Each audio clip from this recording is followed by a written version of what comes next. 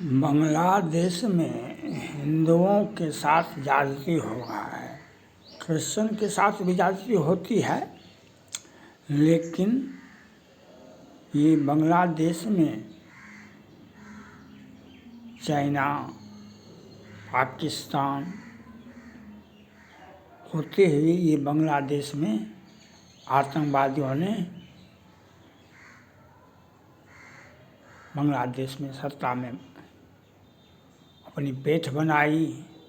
ये कहने के लिए वहाँ के प्रधानमंत्री नोबेल पुरस्कार विजेता हैं, लेकिन वे तो नए अवतार में इतना बड़ा तो अफ़गानिस्तान तालिबानी जो है वह भी नहीं कर सका है, जो इतना बड़ा ये नोबेल पुरस्कार विजेता। लेकिन बांग्लादेश के प्रधानमंत्री को ट्रंप साहब खोज रहे हैं। वे जो राजनीति करते हैं बांग्लादेश में आकर के, उनको ट्रंप साहब खोज रहे हैं। 20 जनवरी के बाद जो उनको ये पता चल जाएगा, जो संविधान को बदलने का और हिंदुओं को प्रताड़ित करने का जो काम आप करवा रहे हैं, आपके नेतृत्व में बांग्लादेश में हिंदुओं को, क्रिश्चियन को मारा जाता है। भारत के प्रधानमंत्री को भी वहाँ पर जाना चाहिए, उनको जाना चाहिए बांग्लादेश। भारत के प्रधानमंत्री को भी जाना चाहिए। और एक ये राहुल गांधी या इंडी गठबंधन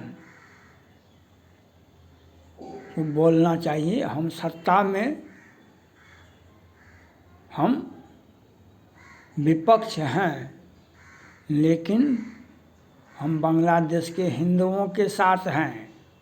अगर ऐसा आप नहीं बोले राहुल गांधी, इसके पहले भी हिंदुओं के साथ वहाँ पर हुआ था, लेकिन इंडी गठबंधन के नेताजी नहीं बोले और विपक्ष कुछ भी नहीं बोले। कल ममता बनर्जी ने तो बोली, जो हम केंद्र सरकार, भारत में केंद्र सरकार के साथ हैं, हम बांग्लादेश के साथ नहीं हैं। बांग्लादेश के कुछ संगठन उन पर दबाव बना रहा था, जो आप केंद्र सरकार मोदी जी का विरोध कीजिए। लेकिन वे पढ़े लिखे हैं, तो उन्होंने कल बयान दिया जो। लेकिन इंडी गठबंधन वाले नहीं बोलते हैं। तो वह राहुल गांधी, नीतीश कुमार, तेजस्वी यादव और ये जो है तमिलनाडु, ये राजद वाले प्रोफेसर और ये सारे जो सनातनी धर्म को गाली देते थे, और अखिलेश यादव जी, ये सब कुछ बोल नहीं रहे हैं।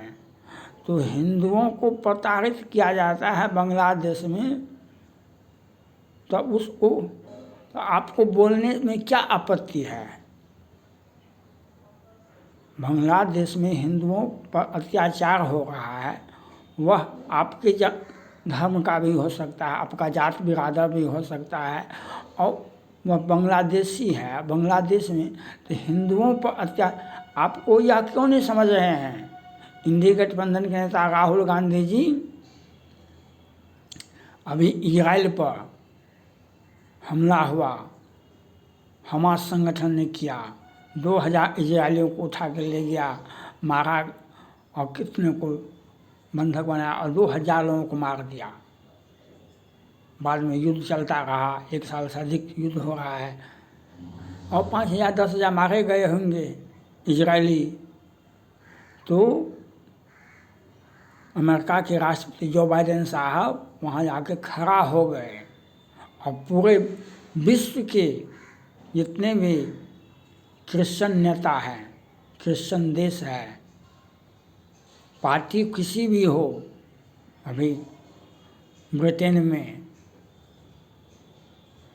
कुंदुसा पार्टी का है जो मुसलमानों का समर्थक है, फ्रांस में, ब्रिटेन में, सबों ने अमेरिका के नेतृत्व में साथ दिया। और जो बाइडेन साहब ने आगे कहा कि हम इजराइल के साथ हैं, अपने सेना को आदेश दिया इजराइल पर जो हमला करता है उसे, उस देश पर, उस आतंकवादी पर तुम हमला करो। इजराइल, अमेरिका के राष्ट्रपति जो बाइडेन साहब ने अपने देश की सेना को आदेश दिया है जो इजराइल पर हमला करता है उस पर तुम हमला करो। और आप ऐसे नेताजी हैं, राहुल गांधी जी है, इंडी गठबंधन के सभी जो आवाज़ भी नहीं निकल रहा है। मोदी जी प्रधानमंत्री हैं तो वो करेंगे वो काम, लेकिन आपका राजनीतिक समाप्त हो जाएगा। अगर हमारे भाई को हमसे झगड़ा है, हमारे भाई को हमसे झगड़ा है, भयंकर झगड़ा है, खूनम खून है, क्या उसे कोई दूसरा व्यक्ति मारेगा तो हमारा क्या धर्म होता है? हम उसको साथ नहीं देंगे। और इतना नीचता जो बाइडेन साहब ने जाकर इजराइल पर हमला किया था, हमास ने अमेरिका पर तो हमला नहीं किया, क्रिश्चियन जाति पर हमला किया था। और पूरा का पूरा विश्व का जितना भी, और हमास का क्या संगठन का क्या नियम था, वह घोषणा किया था कि हम क्रिश्चियन को मिटा देंगे दुनिया से। और क्रिश्चियन भी खड़ा हो गया। अब कैसे मिटा देता है?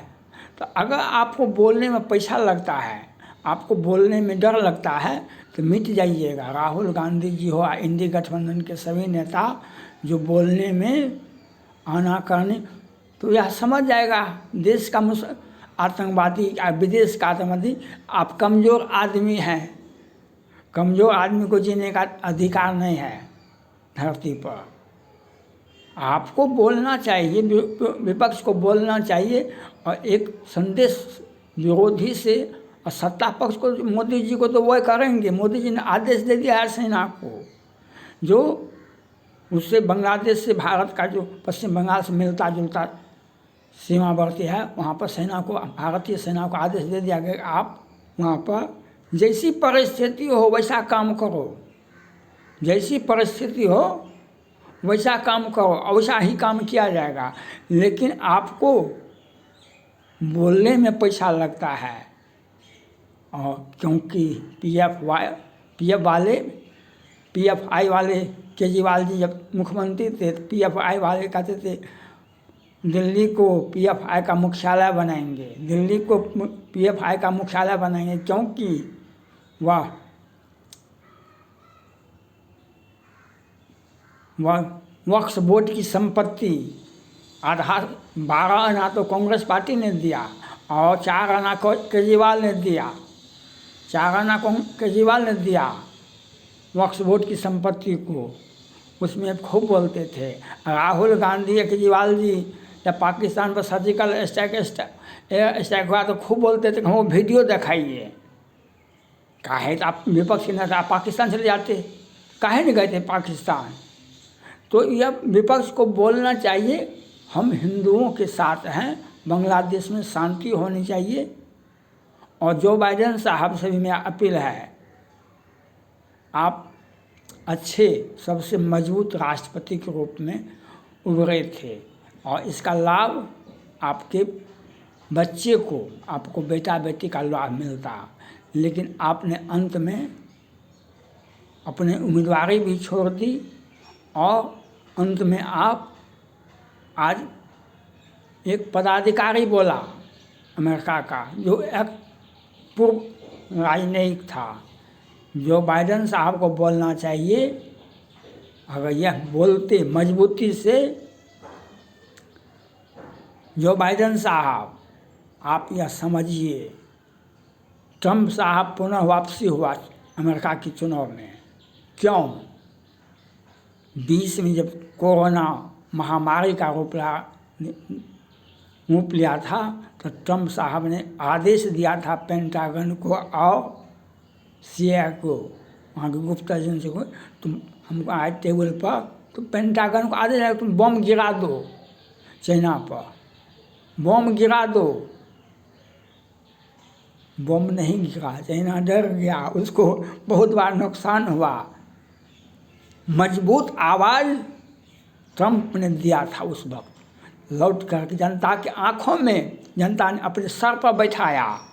आज वह चुनाव जीत करके पुनः आए, आप चुनाव हार गए और आपको अभी इस प्रकार इजराइल के साथ हैं, वह अच्छी बात है।